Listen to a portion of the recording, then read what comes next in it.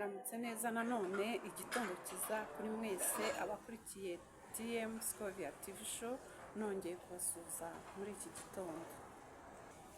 Ejo twari twavuze ku bijyanye no gushima, natangiye nshimira abantu bajya bakora subscribe, bagakora bagakora like, share na comment. Nk'uko ejo natangiye mbibabwira, natangiye nsuhuza nshimira. Ni ukuvuga ko ikiganiro ejo nari nakoze kwari ugushimira abantu bakora subscribe, bagakora comment, share. Ni ukuri uriya mureke mu muco wacu, mu muco nyarwanda kuva kera na kare barashimira. Umuntu nagukorera ikintu jya umushimira ako kanya ahari.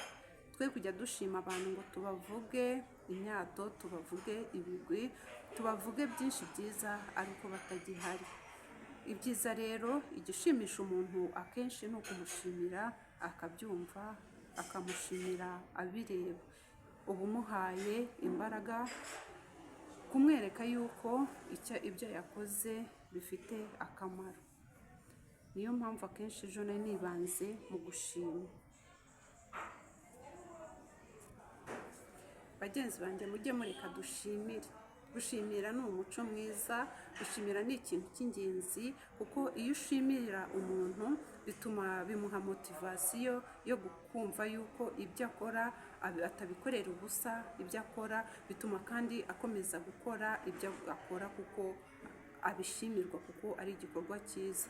Ariko burya iyo umuntu agukoreye ikintu ntumushimire, aba azi neza ko akoreye ubusa. We yumva yuko akorera ubusa. Hari umuntu uherutse kumbwira ati hari abantu bampaye amafaranga, umuntu yampaye amafaranga, hanyuma amaze kuyampa ndavuga nti numva mbese nta kintu amariye, abaye makeya. ndavuga nti iyo ampereza arenza aya ngaya. Aha rero bivuga ko umuntu agomba gushimira ibyo abonye. Ibyo uhawe nibyo ugomba gushimira. Nk'uko twari twabivuze hariya, nk'uko nari nabibabwiye, nk'uko twari twabitangiye tubivuga, natangiye mbwira abantu yuko umuco wo gushima ari mwiza. Ni ukuri mureke twige umuco wo gushimira, kuko aho kugira ngo umuntu ajye agukorera ikintu, urumva ko nk'uyu nguyu ngo hari umuntu wamuhaye amafaranga, ni umuntu udukurikiye, ngira ngo nawe arimo arabyumva. Mu mufana yarabinganirije arambwira ati umuntu aherutse kumpa amafaranga, mu by'ukuri amaze kuyampa, kuko nari nyamusabye mbonye yamaye, ndavuga nti ubona iyo ampereza aya ngaya, yumva ko yakabaye amuhereza arenza ayo yari yamusabye. Ni ukuvuga ko nayo ngayo yamuhaye ntabwo yanyuzwe nayo. We yumvaga yamuhereza arenze ayo yamusabye, kandi mu by'ukuri ayo yari yamusabye niyo yamuhaye. Ikintu rero, ikintu kijyanye no gushima, mureke tujye tumenya gushimira abantu, tubashimire ibyo badukoreye.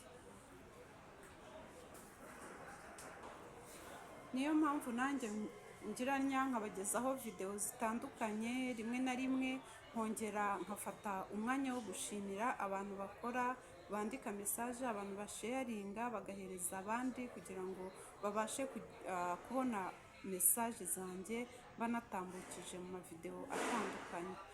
Rero uwo ni umuco mwiza. Abo bantu ni ukuri bakora igikorwa gikomeye, ni igikorwa cy'intashyikirwa.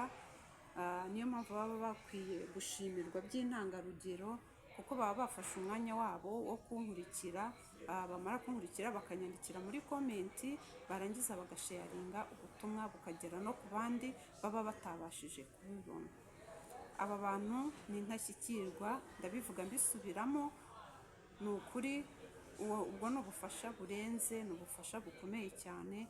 Kandi nanone n'abatabikora si ukuvuga yuko baba banze kubikora, ahubwo nta mwanya baba babonye. Nabo nkaba mbashishikariza kugira ngo bazajye bakurikira message ntambutsa, bazigeze no ku bandi. Ni iby'agaciro gakomeye cyane.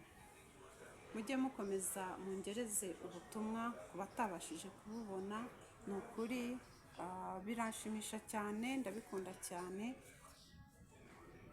Hari igihe hari ukuntu ushimira umuntu bikakurenga gusa ukabura uburyo ubivugamo, cyangwa se ukabura icyo wakora kugira ngo abashe kubona ko byagushimishije. Ndabibona cyane mesaje, nkunze kuzibona ku mavideo atandukanye, abantu banyandikira bakanyandikira, biranshimisha pe, nkumva ndanyuzwe. Nanjye navuze nzajya mfata umwanya nshimire aba bantu bankurikira, abantu bampa ubutumwa, abantu basharinga. Urumva abantu basharinga rwose murakoze cyane, ni ukuri murakora, mujye mukomeza mukore. Umva biba byandenze, hari abantu bafite umutima mwiza birenze, ukavuga uti rwose ukumva birarenze, banabiburiye ubusobanuro. Mu by'ukuri mba nabuze inyito mbyita, mba nabuze uko nabivuga.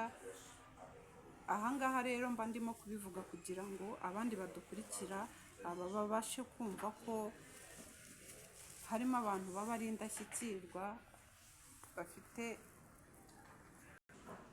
hari topic nshaka ko tuzaganiraho. Hari ikiganiro mbateganyiriza nshaka ko tuzaganiraho. Abantu bagiye bambaza cyane, bambaza ibibazo, ariko ndashaka kuzabibasangiza kugira ngo duhane ibitekerezo mu buryo bumwe cyangwa se ubundi, kugira ngo namwe mungire inama nk'uko dusanzwe tubigenza, nk'uko musanzwe mumbaza ibibazo nkabisubiza, nk'uko musanzwe mungira inama. Ibitekerezo byanyu nabonye ari ingirakamaro, umuntu ashobora gushingira ku bitekerezo muba mwampaye, nanjye nkabona aho nahera ntanga mesaje nyikura kenshi mu bitekerezo by'abantu baba bampaye. Murakoze, mukomeze mugire ibihe byiza, umunsi mwiza.